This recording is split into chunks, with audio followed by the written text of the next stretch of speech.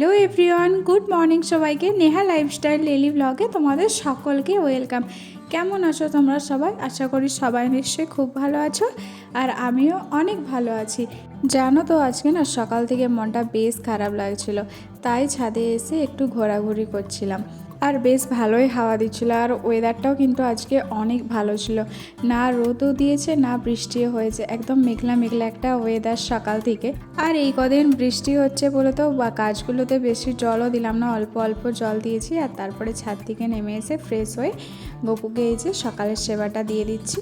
জানো তো, আমি যখন গপুকে এনেছিলাম তখন কিন্তু গপু সেরকম কোনো জিনিসই থাকেনি, আর এখন গপু তার নিজের জিনিস আস্তে আস্তে নিজেই করে নিচ্ছে। গপুকে সকালের সেবাটা দিয়ে এখন আমি রান্নাঘরে চলে এসেছি নিজের জন্য একটু চা বানাবো বলে।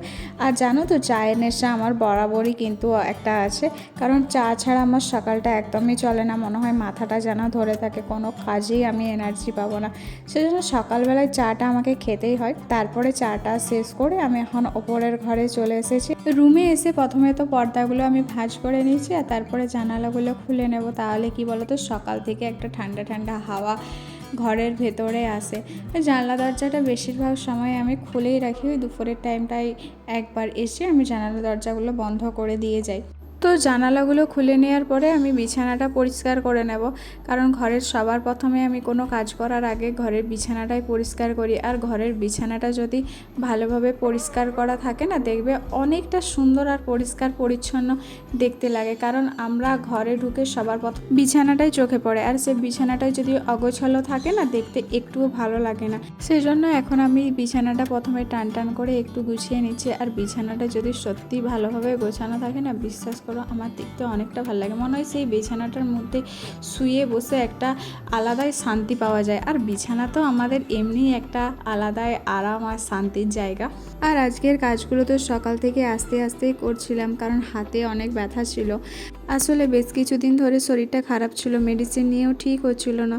তো সেই জন্য একবার ভাবলাম ব্লাড টেস্ট করে দেখা যাক। আর ডান হাত থেকে যেহেতু ব্লাডটা নেওয়া হয়েছে, সেই জন্য হাতটা অনেক ব্যথা হয়ে গেছে। কেন জানি না, আমার ব্লাড নিলেই হাতে অনেক ব্যথা হয়েছে, মানে 2-3 দিন ধরে ব্যথাই থাকে। তো অনেকের কাছে শুনেছি যে ব্লাড নিলে অনেকের ব্যথা হয় না, কিন্তু কেন জানি না আমার ব্যথা হয়। তো এর কারণটা যদি তোমরা কেউ জেনে থাকো আমাকে প্লিজ কমেন্টে জানিও।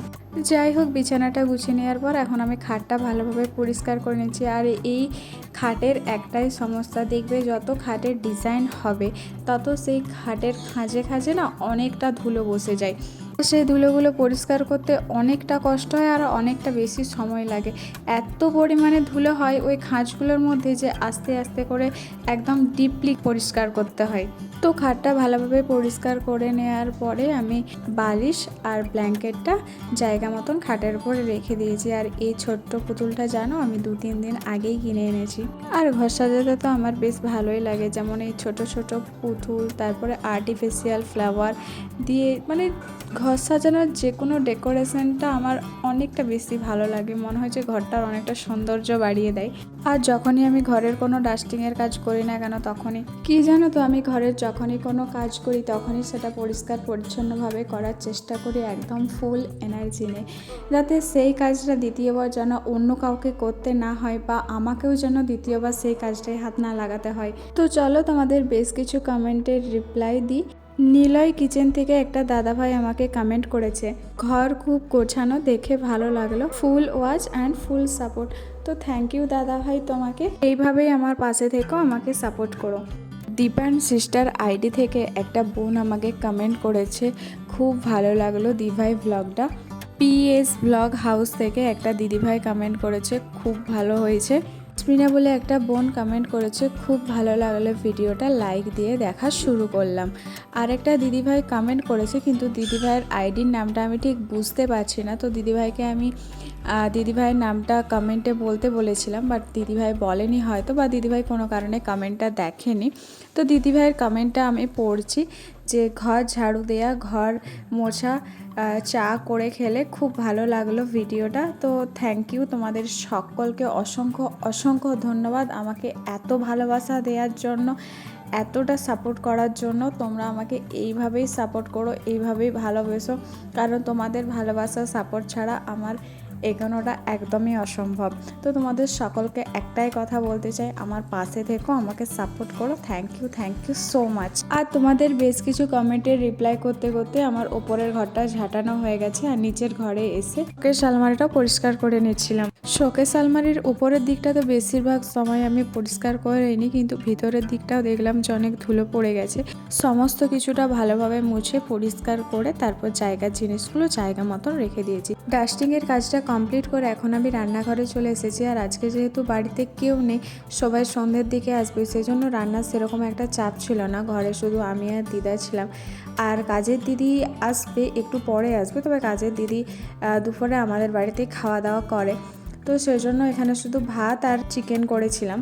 আর রাতের জন্য এখানে আমি মাছের তরকারিটাও করে রেখেছিলাম। তো দুপুরের দিকেই চিকেনটা করব, সেই জন্য চিকেনটা ভালো করে ম্যারিনেশন করে আধ ঘন্টা থেকে 1 ঘন্টার মতো রেখে দিয়েছি। আর এর মধ্যে আমি এখানে রাতের জন্য মাছের ঝালটাও করে নিয়েছি। মাছের তরকারিটা একটু রাতের দিকেই করতাম, কিন্তু যেহেতু একটু বেরোনোর আছে সন্ধ্যার দিকে, তো বাড়ি ফিরতে যদি অনেকটা লেট হয়ে যায়, সেই কারণে কোনো রিস্ক না নিয়ে আমি সেজন্য মাছের তরকারিটা এখনই বানিয়ে রাখছি, যাতে রাতে আর করতে কোনো অসুবিধে না হয়। আর এখানে মাছের তরকারিটা হয়ে যাওয়ার পরে আমি চিকেনটাও বসিয়ে দিয়েছি, কারণ রান্নাটা তাড়াতাড়ি করে নিতে হবে। আর যেহেতু বাড়িতে কেউ ছিল না, সেজন্য কাজের দিদিকে বলেছিলাম যে তুমি রান্নাঘরটা আজকে ভালোভাবে পরিষ্কার করে দিও। আর আমার হাতেও অনেকটা ব্যথা ছিল, সেজন্য আমি এতটা মোছামুছির কাজ করতে পারবো না। আর দিদি বলেছিল তাহলে তুমি রান্নাটা তাড়াতাড়ি সেরে নাও, আমি একদম সব কিছু মোছামুছি করেই চলে যাব। আর এখানে মাংসটা বসিয়ে দেওয়ার পরে রান্নার যে কটা বাসন ছিল, সেই বাসনগুলো আমি এখানে বেসিনের মধ্যে ধুয়ে নিচ্ছি। আর দেখো, তোমাদের সাথে কথা বলতে বলতে তো বলাই হয়নি যে আজকের দিনটা ছিল বুধবার। আর আমি যখন থেকে তোমাদের সাথে ভিডিওটা শুরু করেছি, তখনের সময়টা ছিল ঠিক সকাল 6টা।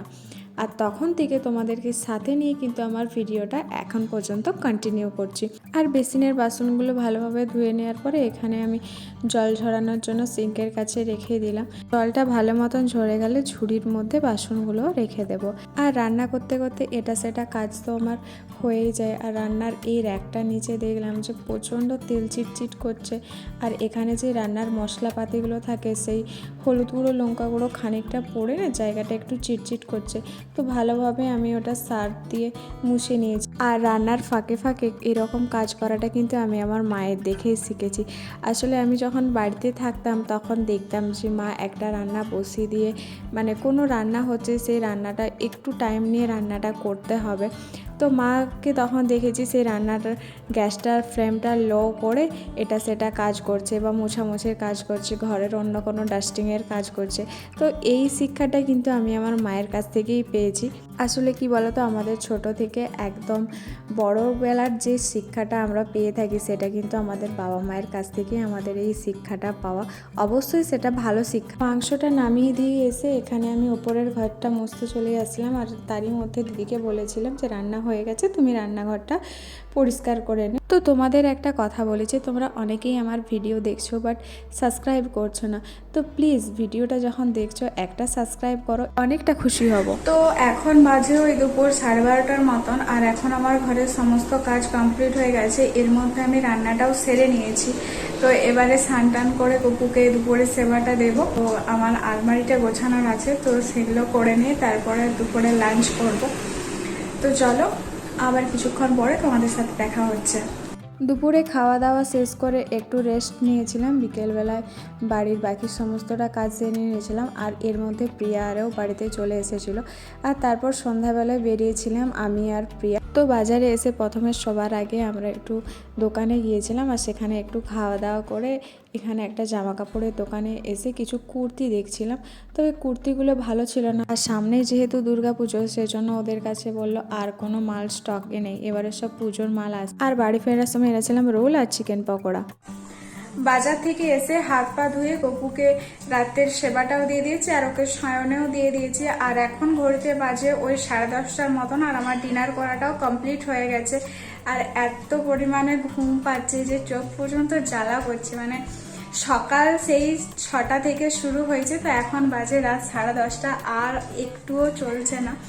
তো এবারে আমাকে একটু ঘুমোতে হবে। আর কিছুটা এডিটের কাজ আছে, তো এডিটটা না করলে কালকে আবার ঠিক টাইমে ভিডিও পোস্ট করতে পারবো না। তো কিছুটা এডিটের কাজ আছে, সেটা করে নিই, তারপরে ঘুমাবো, কারণ এত ঘুম পাচ্ছে, মানে শুলেই আমি এখন ঘুমিয়ে যাবো, ব্যাপারটা এরকম। তো যাই হোক, আজকের ভিডিওটা তোমাদের কেমন লাগলো সেটা অবশ্যই কমেন্টে জানিও, আর যদি ভালো লেগে থাকে তাহলে অবশ্যই একটা লাইক করে দিও। তো চলো, আজকের মতন ভিডিওটা আমি এখানেই শেষ করছি। দেখা হবে পরবর্তী কোনো একটা ভিডিওতে। ততক্ষণের জন্য তোমরা সবাই ভালো থেকো, সুস্থ থেকো।